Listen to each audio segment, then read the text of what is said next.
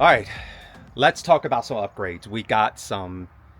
I think we got one major upgrade. Would you agree? And it's a good one. And you excited about it? Oh, yeah. Are you excited about that upgrade like you are about me? Well, yeah, absolutely. All right. I know we go back and forth on this, and we apologize. We are getting on the road, but we did do some upgrades. Well, a big upgrade. And we'll share that with you here in a minute or a few minutes.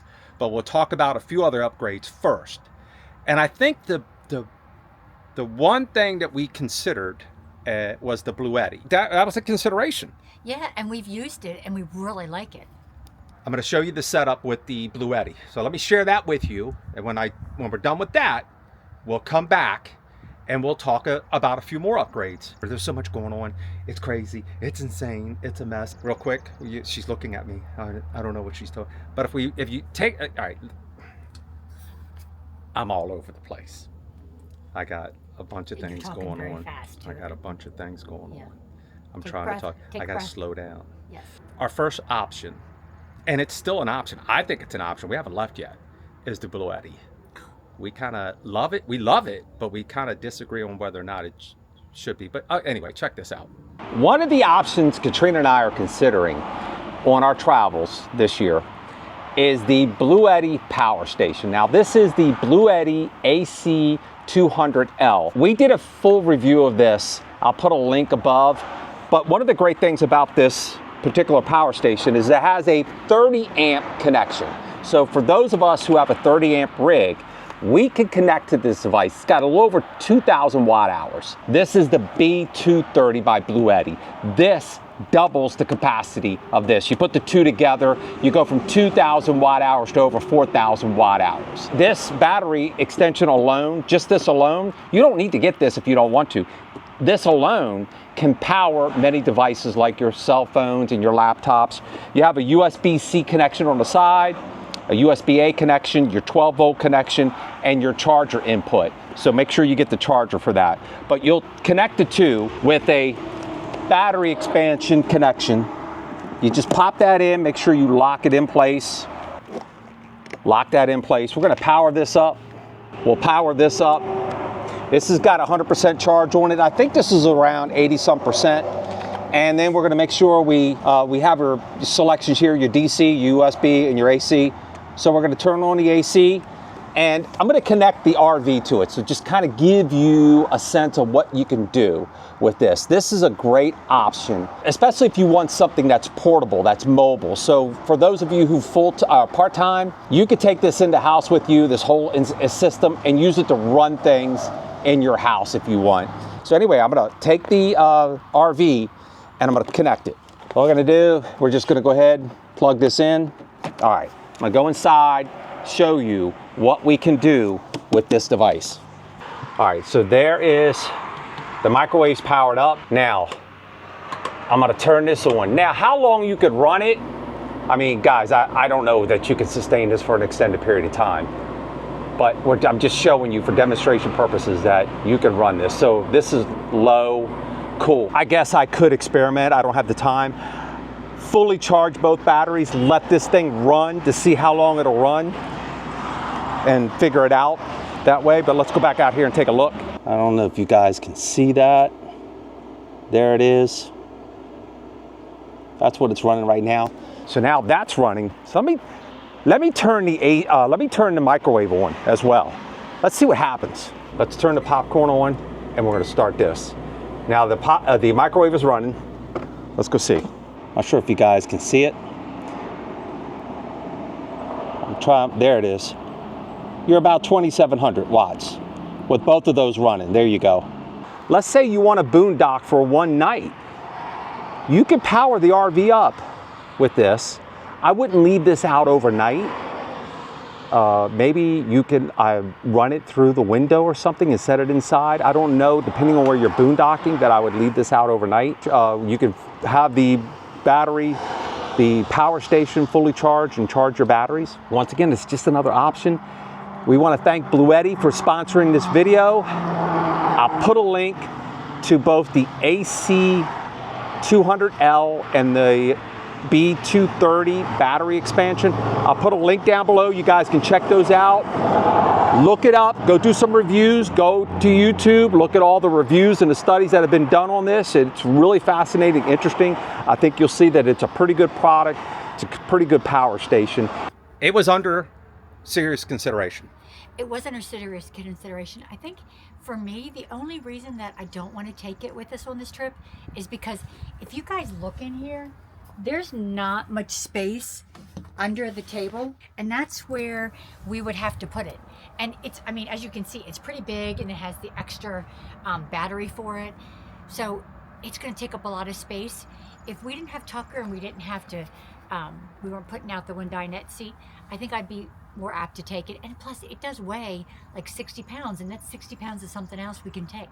And all of those are good, valid points. But here's the thing that I like, is that if we could put it under the table, just the main unit, and I know with the battery pack on it, it extends it, but if we just take, and we could still take the battery pack though, it's much smaller. We could just take that and use that for laptops. But it's the Starlink. The Starlink will draw, I think, 6 to 8 amps somewhere. It's a huge draw. And we could just plug the Starlink into that, or we could just plug the laptops into the Bluetti and just put it under there and put everything on top of the countertop. But anyway, we'll see what happens when we roll out in a day or two, whether or not we throw that on there. She's got a point about the weight. Another thing that was very important, we talked about this, is the tire. I think next to the major upgrade that we did, if you had to, the major upgrade or the tire, which one do you think was more of a concern for you? I think the major upgrade was more of a concern. Okay. All right. I do. I mean, not to take away from the tire thing, because, you know, that was worrying me, that what if we do get a flat? What would we do? So Be stranded. But the good thing was, stranded. well, but the good thing is we're with not another going couple. alone. We're not going alone. So yes. Right. All right, I'm gonna go over this with you guys fairly quick. We have, it's called a Class 1 hitch receiver. It's 1.25 inches. I reached out to E-Trailer to see if they had a hitch I could use for a spare tire mount that comes in 1.25 inches. They don't. What they recommended was this adapter. This is a 2-inch receiver. Now, this adapter will work inside of this hitch receiver, but here's the thing. This can tow 2,000 pounds and the tongue weight is 200 pounds. But by using this adapter, the tongue weight goes down to 100 pounds. Now, what is the tongue weight? It's the amount of pressure being pushed down on the hitch. So you don't want to overweight whatever your tongue weight may be on your hitch. Don't exceed that weight, because that could affect, it'll put overweight on the rear end of your tow vehicle, and it can also lighten up your front end, which could affect your driving ability. So you don't want to do that. So we got the adapter, and then what I bought is a lock to lock this hitch in place. So I'm just gonna go ahead and put this lock on here. This will lock this in place to secure it, to prevent, you know, someone from stealing the hitch. There it is, lock in place. I got all of this from E-Trailer. They're not a sponsor of the channel or this video, but I'll put a link down below. So there it is, it's locked in place. But you can see this, how it's loose like that, which could cause rattling as we're driving down the road. So I have a hitch, it's a hitch lock or a secure, to help take out that moving there, right there. So now, this is our spare tire mount. But here's what I had to do. I wanted this hole to line up. When I put that in there, this part of the assembly was too long. So I was unable to line up this hole with that hole right there. So what I did was I went ahead and I cut that down, and that allows me to get in to line up that hole, putting this much closer. Let's get this. This comes with it. This is a lock, and we'll tighten this up. This is going to lock this in place. All right, so we're gonna install this hitch lock. We go like that. That's the best I can make it work. I'm hoping this doesn't bottom out.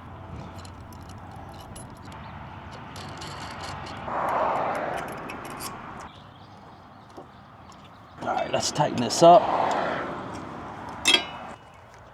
All right, now what this should do is look, it's not as much sway. There's a little sway left to right, but up and down, not as much. And that will help steady the ride so it doesn't make so much noise back there. I'm gonna get Katrina to help me mount this tire. I'm gonna go ahead and hold this up and Katrina's gonna line everything up.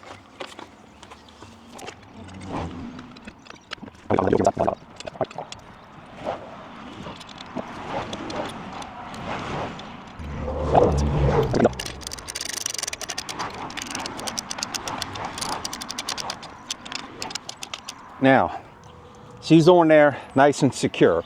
And there's not a whole lot of sway with this.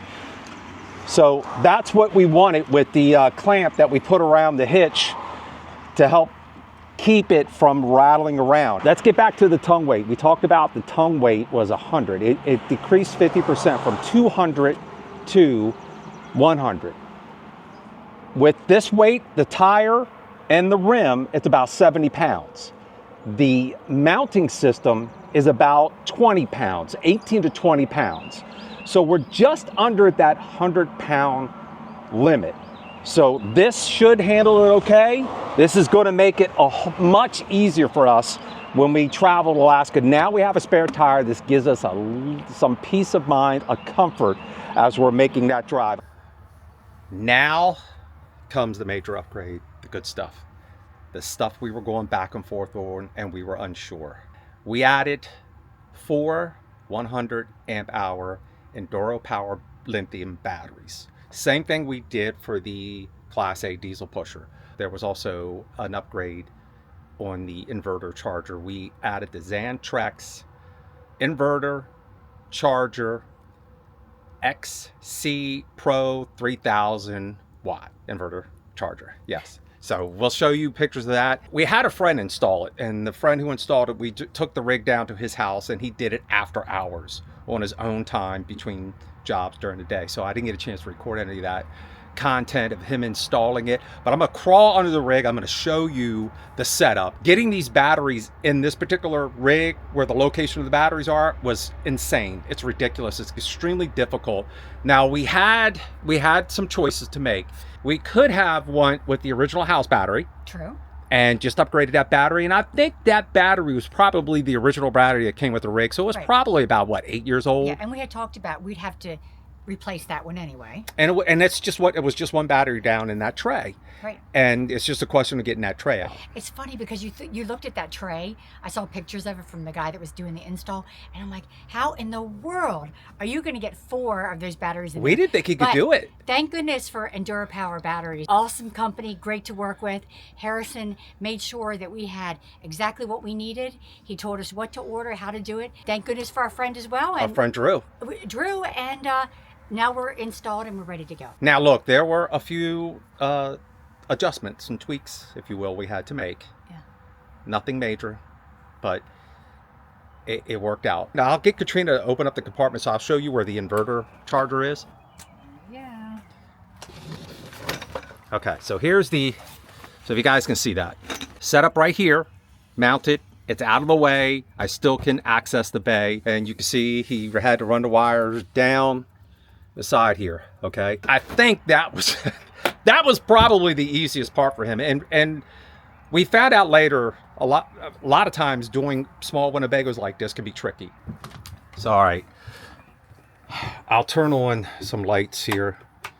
We have the Victron battery monitor. So I have the app on the phone, and this is the Xantrex control panel. This is tied into the inverter, and it's just one of those phone jack cords like that that are tied into it, so I can control much of this from right here.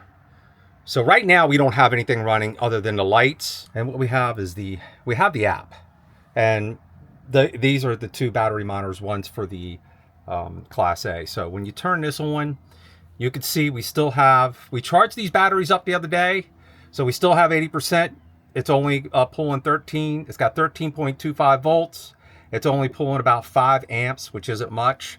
And it's got about 2 days left on it if we leave it like this. Now, obviously, if we run things, that's going to change. And it's still a learning process for the two of us because I'm not totally geeked out, tech savvy on all these batteries and inverters, but I'm learning it. And thankfully, Harrison has helped me in that process. You got to figure these things out when you turn things on to see what kind of draw they're giving you.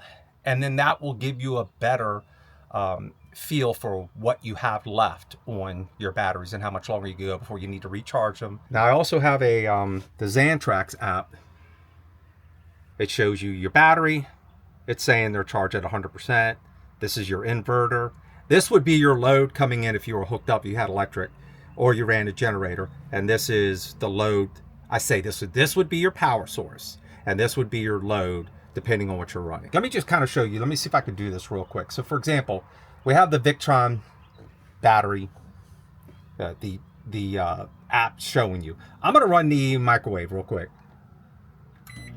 See how it jumps up? Now it's showing you what you're pulling. And then of course it goes, hey, your time remaining is going down. Now that's going to vary based on how long you use the microwave, and I'll turn it off.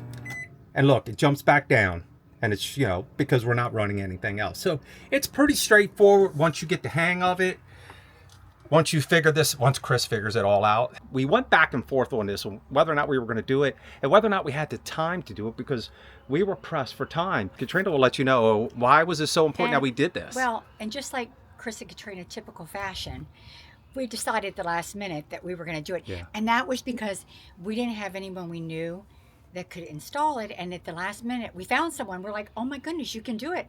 So he had to change his schedule, make it work for us. But the reason why we were so adamant about doing it once we found that Drew could take care of it for us is because the boondocking situation. We thought, you know what, we're going to be boondocking more than we're not. So it was important to us to have a little bit more sense of security and safety. And by putting the system in, it does allow us to feel much better about everything, knowing that, you know, our Enduro power batteries are going to be there and we're not going to run out of anything while we're out boondocking. We're good. Of course, you guys can understand. Now, we don't have any kind of solars. We're not worried about that. And we could add that later if we wanted to. And that's something Katrina and I will probably think about as we make our way up to Alaska and start heading back down into the U.S. along the West Coast. And we get closer to Arizona area. We may consider adding some solar. And it was worth coming back for to get this completed, Yes. to get this set up. And that's why we went out to Illinois for the eclipse, came back to Maryland to get this taken care of and to wrap up a few loose ends. But we promise you guys we're going. And this was just a sense of a big relief now that it's all working. Enduro Power Battery gave us the batteries. We'll let you all know up front, they did. We're ambassadors. Everything else we paid for, the inverter, the wiring, labor, everything. So, but we think it's going to be worth it. And this is really going to be amazing to just give us peace of mind. Yes. I'm going to crawl under the RV. I'm going to show you the setup. It's a little tight under here. You can see how crazy it is. Let's see, we go under here. Oh. Here you can see this is where everything is coming from. The sorry about the dog barking, they're out running around. This is where everything's coming from, the inverter coming down around here. And here's the shunt. There's your BIM. Some more setups. He had to adjust a few of the wires, but here is the battery tray, the bay. It goes from here all the way over to there. Now, he managed to get 4 batteries in there. Originally, this had 1 house battery. This tray is extremely difficult to get out. And to put it back up in there with all that weight, he had to use a jack and get someone to help him to lift it up in there to keep it in place. All right, so there are the batteries. I don't know how well we could see that. It's probably too dark. That's where the batteries are set up. And it's tight. The tray's right here, so the other end of the tray is right there. And all 4 batteries just bit. And this was really the only doable way to wire everything up. Let me crawl back out. All right. Oh man. Woo-wee. You know, there was a time when I'd jump around like it was nobody's business. Not anymore. When you install lithium batteries, you can't, when you're driving the vehicle, I'm going to kind of explain it in layman's term if I can. And if I don't get it 100% right, I apologize, but as long as you get the gist of it. When you're driving, the alternator is charging the batteries while you're driving. Well, if you upgrade to lithium batteries, the alternator can't handle it. Eventually, it'll overheat and then it'll go bad. The way you deal with that is you install the BIM.